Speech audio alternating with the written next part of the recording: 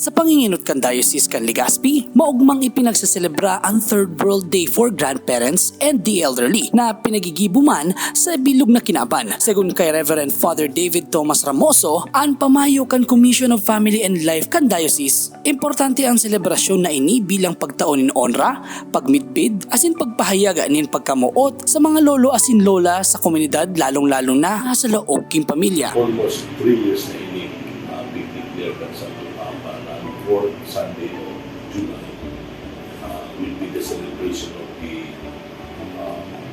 grandparents and for the elderly. Ang katuyuhan kay ini karoon ng kumbaga may Mother's Day namin, Mother's Day. It is so important for us also to honor the grandparents and elderly. Ang katuyuhan kay ini sila is mapasa kan mga na nila ipapasa sa mga puako.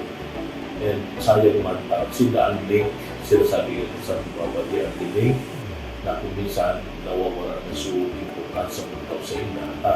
Dapat sa link na yan maraman to so laging history, sa mga istorya, sa mga kaugalian ka ito na kung saan importante maray na maaraman ka mga next generation, tangali na luman man ang maging basihan kung ano ang mga pigilan at mga nila sa mga dapat ng mga marhay o may panagos na sinsuba pa lumduman, tangali na makatatang para sa